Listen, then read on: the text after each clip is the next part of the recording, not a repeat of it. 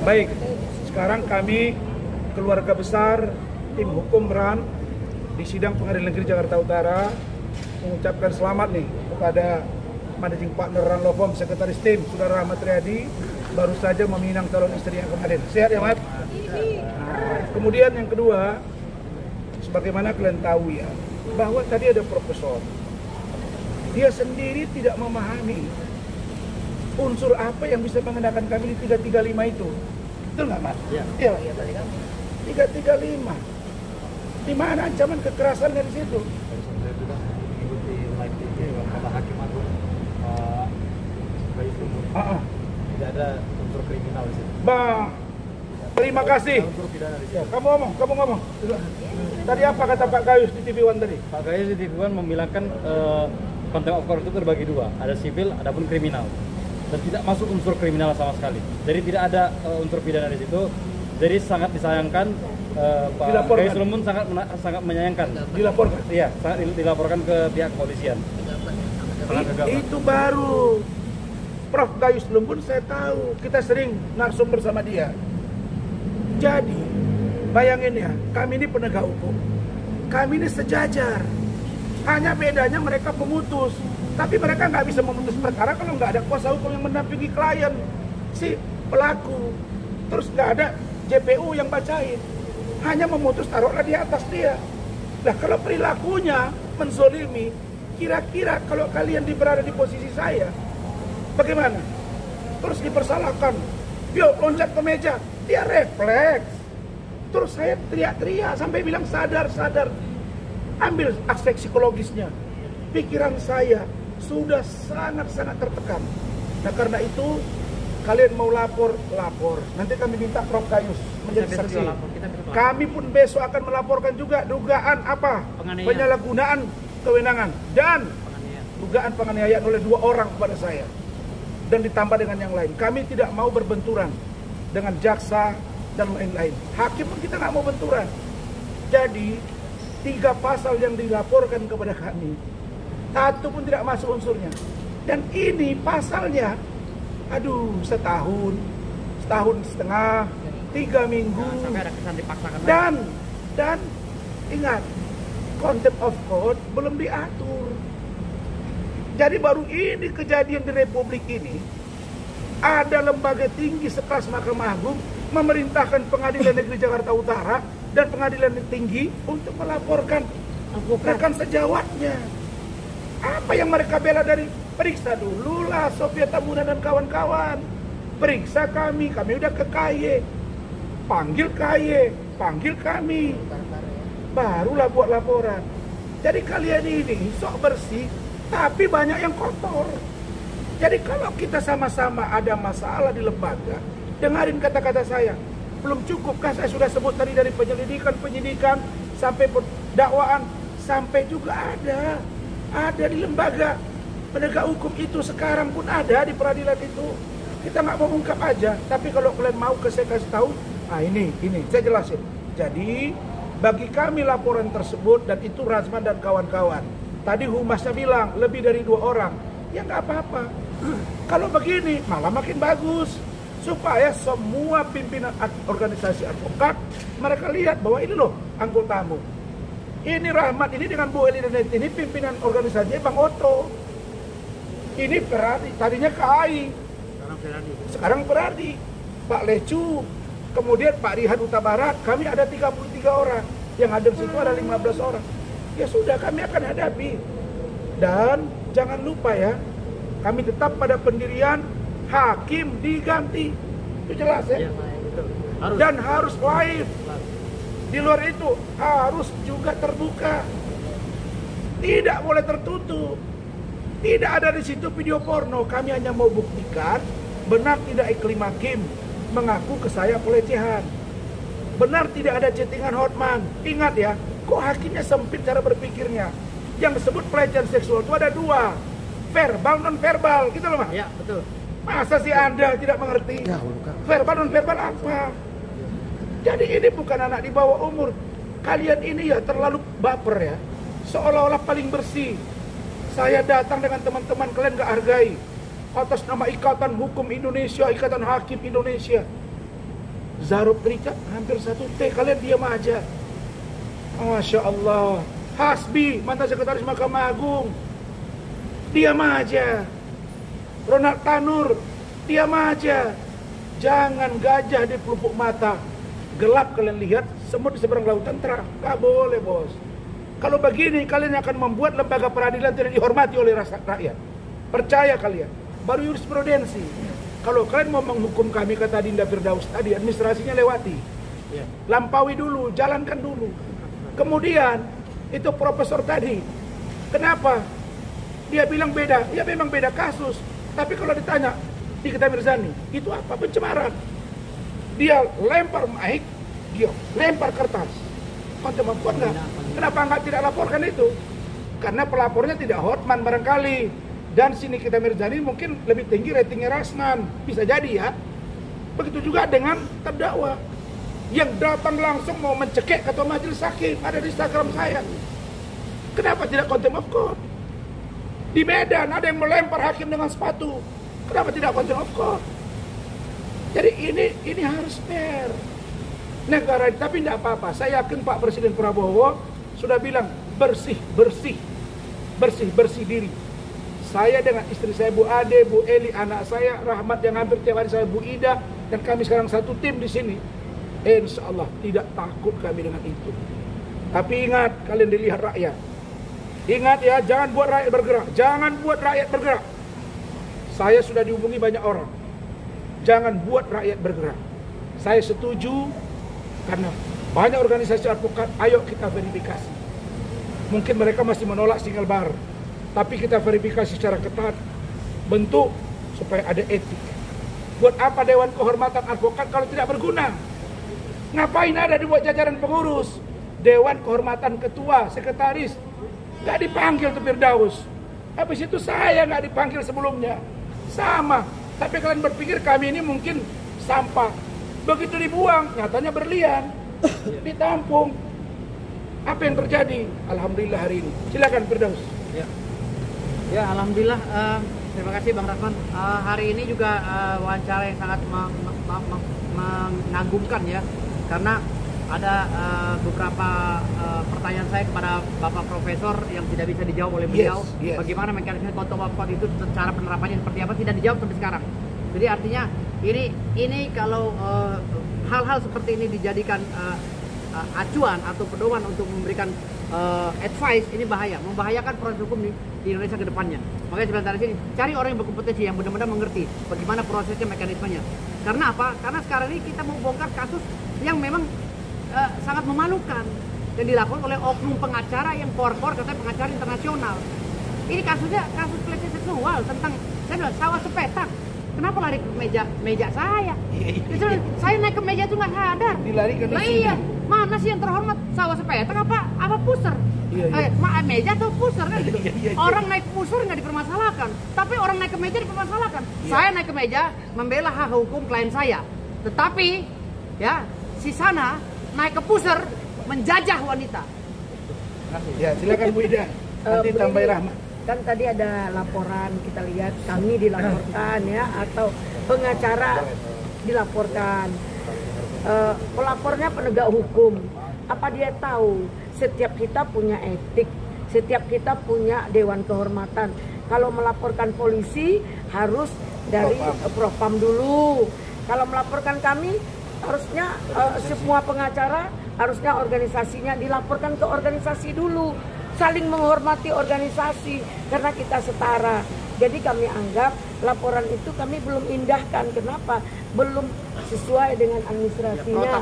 Belum tentu juga kita mau datang. Tidak cocok itu. Kalau dia datang ke kalau kami ya dari pengacara Bang Rasman ini 80% itu adalah Pradioto. Ya, 80% pengacara Bang Rasman adalah Pradioto. Dia datangi dulu Pradioto. Kami biasanya kalau Pradioto ini profesional, dia melindungi anggotanya, profesional. Dia pasti panggil dia. Seperti KAI. Oh bukan, itu organisasi yang harus direvisi. Kalau organisasi Pradioto ini dia panggil dulu anggotanya, tanggung jawab dia. Pasti di sidang etik dipertanyakan pantas dan patut enggak dia dibolehkan dikasih surat baru boleh nggak dia diperiksa. Kalau tidak sepatutnya dia nggak diizinkan, diberi surat kepada kepolisian tidak izin untuk diperiksa. Organisasi bertanggung jawab. Nah, organisasi bertanggung jawab atas etik yang kami lakukan. Tapi tolong ya Bapak Hakim yang mulia, Dewan Mahkamah Agung, kita setara loh. Dan ingat Mahkamah Agung jangan merendahkan hukum, karena di dalam ruangan itu kami bukan bandit dan preman. Kami pakai baju toga, hakim pakai baju toga, jaksa juga pakai baju toga. Jadi jangan gampang melaporkan advokat. Yang kalian laporkan advokat, bukan preman, bukan terdakwa, bukan Hotman Paris. Ya, Hotman Paris itu adalah advokat yang tidak bermoral dan sudah diberhenti dan sudah dipecat dari Pradi Oto. Nah, kenapa tidak dan dia juga tidak tahu menempatkan diri. Kenapa saya bilang tidak bermoral? Jelas dia dalam BAP-nya dia menyampaikan bahwa dia melakukan check-in dan melakukan peras-peras payudara. Apakah itu pantas dan patut? Itu yang harus dietikkan. Kalau memang dia di organisasinya, dia dulu diperiksa di etik. Dan kalau ada, kata Pak Oto Hasibuan, kalau ada pengacara yang bilang bahwa pengacara lain melanggar etik, berarti dialah yang melanggar etik. Kalau diumbar di media, kita tidak pernah mengumbar-umbar dia di media. Ya, jadi tolong seimbang dan berimbang. Maaf sekali lagi, tolong berimbang. Nah, penegak hukum, hakim, harusnya dia panggil dulu kita. Dia panggil dulu, kita kan udah masukkan surat permohonan, dia panggil dulu hakim itu. Siapa yang ini? Dan kami ingat, kami akan bongkar. Ada tim yang menemui hakim sebelum bersidang. Bantu dong Bang Rasman, dijawabnya berapa meter kalian punya uang. Itu kan nggak boleh juga, dapat dibuktikan. Nah, inilah akibatnya. Baik, sebentar. Begini, yang merekonstruksikan surat kami itu ke KY, tadi udah kami minta audiensi Mahkamah Agung Presiden. Itu Rahmat yang meramu. Coba singkat aja. Oke, baik. Dia merekonstruksikannya ke pertama gini. Saya memberi tanggapan terhadap laporan Hakim Pengadilan Negeri Jakarta Utara yang didampingi oleh Pengadilan Tinggi DKI Jakarta ke Mabes Polri hari ini. Ketua langsung. Saya mau menyampaikan pernyataan bahwa Pengadilan Tinggi dan Pengadilan Negeri yang menyampaikan laporan itu adalah hakim-hakim yang tidak taat kepada perintah Mahkamah Agung. Teman-teman harus membaca kembali press release yang disampaikan oleh Hakim Agung. Yang dilaporkan adalah content of court. Oke? Yang dilaporkan adalah content of court. Itu perintahnya gitu loh. Tapi sama-sama kita ketahui, saya selama ini memahami sebuah adagium hukum yang bahasa Indonesianya bahwa hakim dianggap orang yang paling mengerti hukum. Ya kan? Dianggap bahwa dia ini orang yang paling mengerti hukum. Tapi pada hari ini saya mulai meragukan adagium itu. Oleh karena perbuatan mereka sendiri gitu. Membaca instruksi Mahkamah Agung pun mereka tidak mengerti gitu. Kita harus melihat bahwa pasal yang disangkakan, pasal yang mereka laporkan itu 335, itu 207, 217, itu bukan tentang content of court itu gitu. KUHP biasa. Dan itu KUHP biasa. Sejujurnya content of court ini belum bisa berlaku gitu. Karena ini adanya di RKUHP gitu. Dan Januari 2026. Dan Januari 2026 baru berlaku dan bisa dibuat laporan. Ini ada apa sebenarnya gitu? Antara Mahkamah Agung, Pengadilan Tinggi dengan Pengadilan Negeri Jakarta Utara, kenapa bisa tidak sinkron begini gitu? Kami akan menselidiki apa yang terjadi sebenarnya gitu. Yang kedua, ada kekesalan tersendiri yang mau kami sampaikan kepada Mahkamah Agung khususnya, KY pada umumnya, dan juga Pengadilan Negeri dan juga Pengadilan Tinggi. Terkait dengan apa gitu? Secara terburu-buru mereka melakukan preskon, mereka mengambil sikap tanpa memanggil kami terlebih dahulu, tanpa memberitahu atau meminta keterangan kami. Padahal secara hukum sikap pengadilan itu tidak pernah dilakukan dengan dasar terburu-buru. Selalu harus mendengarkan kedua belah pihak, baik pihak penggugat dan tergugat. Lalu kemudian hakim memutus. Lah kenapa perbuatan mereka dalam sehari-hari yang mengutamakan mendengarkan orang lain, tapi pada hari ini mereka tidak lakukan itu.